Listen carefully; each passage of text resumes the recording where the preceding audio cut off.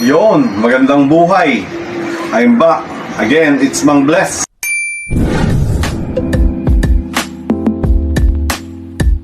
Para sa Real Talks.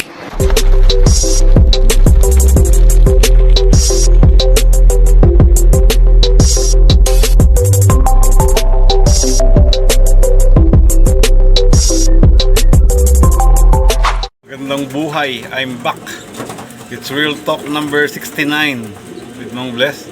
Ang word for today natin dahil napapanahon ay pairing. Dahil number na rin po ng pinaka gusto ng mga kaibigan ko ay ang baliktaran.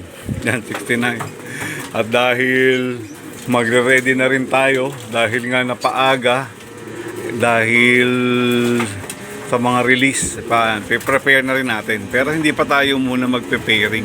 I-ready lang natin yung mga cocks na mga napili natin. Yan, para pang north.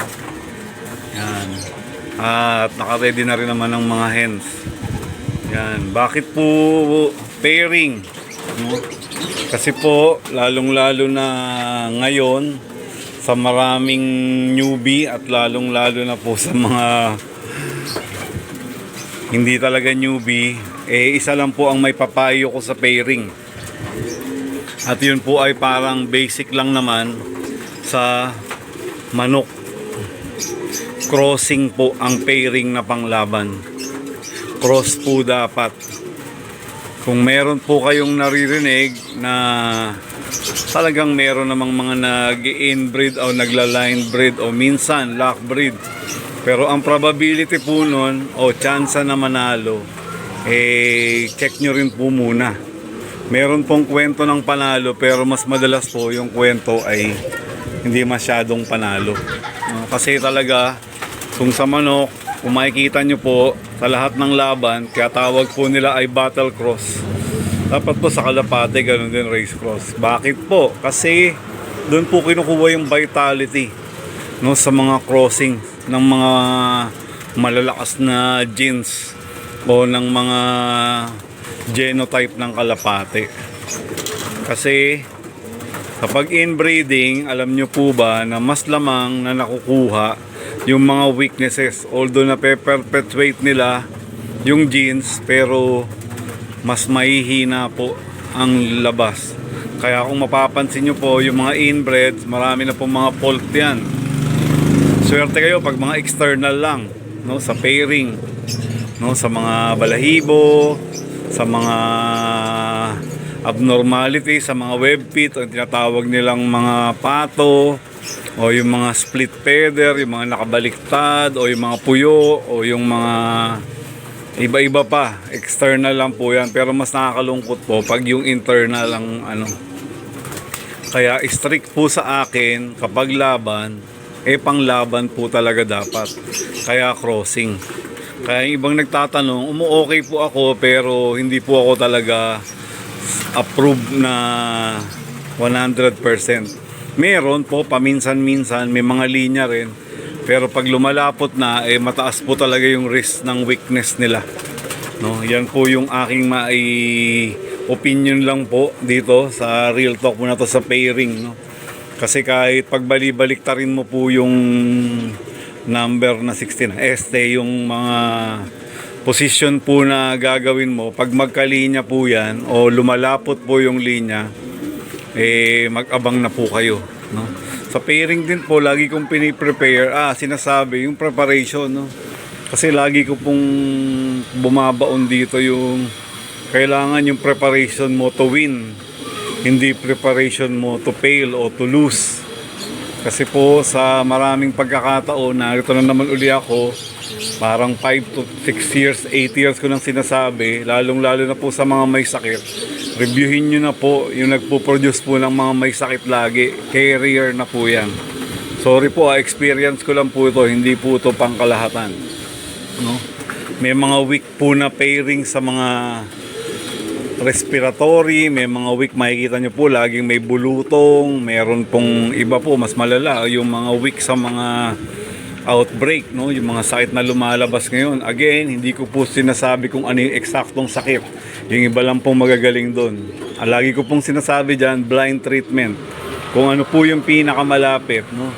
Kaya sa pairing po natin, no, talagang marami rin po yan, magaganda. Pero kahit kayo pong magkakumpare, magkakaibigan, bigyan po kayo ng tagsa 10 ibon, 10 barako at 10 inahin, numberan nyo po ng 1 to 10, may kanya-kanya pa rin po tayong type kung ano po yung gusto nating pagparisin. Pero dun lang po tayo, lagi ko sinasabi, kapag panglaban, mas lamang na cross. Kung wala kang choice sa cross, minsan line breeding. Yan po yung purpose na kailangan. May iba-iba rin po tayong linya at magpapasok para nandun pa rin po yung mga vitality ng mga ibon. Gaya po niyan, yan, mga Vicente ngo. Nakadesign po talaga sila sa North dahil Gold Band Team Champion sa North.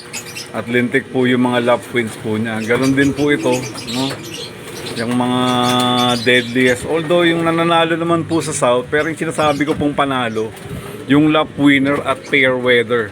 Yung po yung talagang laban. Hindi po yung hard weather, mas lamang po ron ay, sorry for the word, tsambahan. Kasi strength na po yan, lamang po yung madami.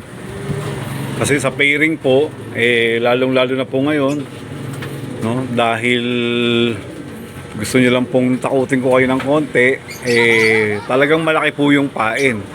Pero gusto nyo po bang reviewin ko kayo ng isang panakot para mag-ingat na po tayo?